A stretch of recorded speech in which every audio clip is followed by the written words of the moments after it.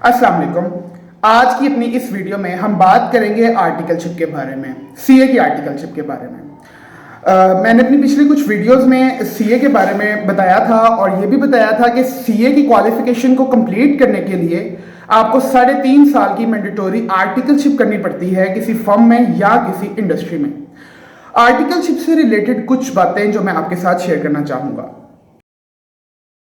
Articleship basically CA को बाकी तमाम की तमाम डिग्रीज और क्वालिफिकेशन से सेपरेट करती है।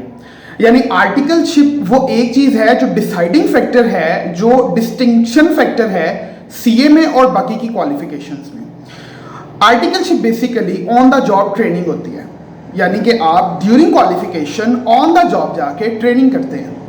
अब 3.5 साल के दरमियान आप किसी भी फॉर्म में अगर ट्रेनिंग के लिए जाते हैं तो वहां पर आपको डिफरेंट डिपार्टमेंट्स में लर्निंग का मौका मिलता है, like audit, tax, advisory, internal audit, then comes accounting, book keeping, ERP.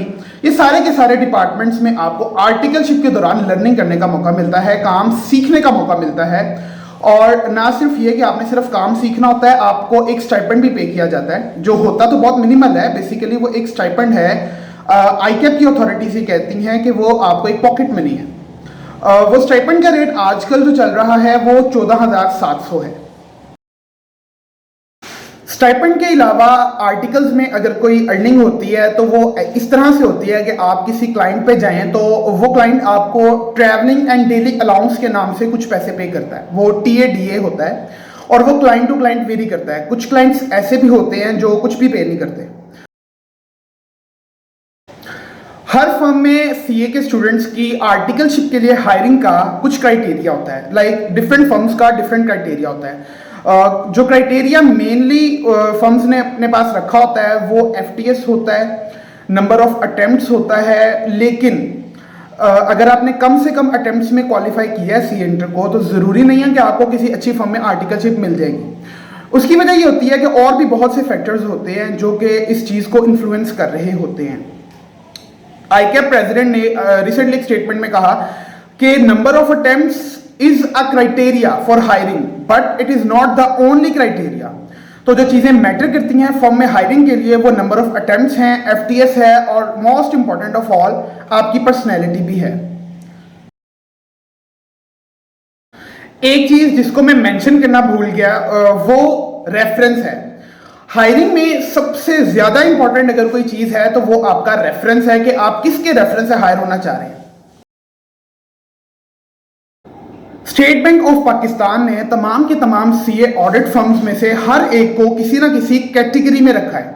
Like कुछ फर्म्स हैं जो कैटेगरी ए में फॉल करती हैं, कुछ फर्म्स कैटेगरी बी में फॉल करती हैं और कुछ फर्म्स कैटेगरी सी में फॉल करती हैं और सो फॉर्थ एंड सो ऑन।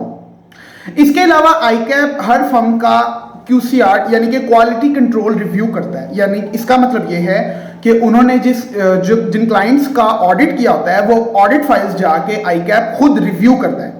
उसको कहते हैं QCR रेटेड फर्म, यानी कि जिस फर्म को QCR की अच्छी रेटिंग मिल जाती है वो QCR रेटेड फर्म होती है। सीए की आर्टिकलशिप को परस्यू करने के लिए आपको जिस फर्म में जाना है वो एटलीस्ट QCR रेटेड होनी चाहिए। बाकी कैटेगरीज जो हैं वो ज़्यादा मैटर नहीं करती क्योंकि सब में लर्निंग होती है। और क्वालिफाई कर लेने के बाद आईकैप इस चीज़ में डिस्टिंग्विश नहीं करता कि आप ए कैटेगरी के चार्टर्ड अकाउंटेंट हो या बी कैटेगरी के या सी कैटेगरी के। So what matters most is कि जिस फर्म से आप आर्टिकलशिप कर रहे हैं वहां पर आपकी लर्निंग हो रही हो और वो QCR रेटेड हो। पिछले कुछ सालों से ऐसे स्टूडेंट्स की तादाद बहुत तेजी से बढ़ रही है जिन्होंने सीए इंटर तो क्वालिफाई कर रखा है लेकिन उनकी आर्टिकलशिप स्टार्ट नहीं हो रही या उनको आर्टिकल्स नहीं मिल रहे किसी फर्म या इंडस्ट्री में। तो अगर आपने सीए को ज्वाइन करना है तो ये सारी बातें आपको पहले से पता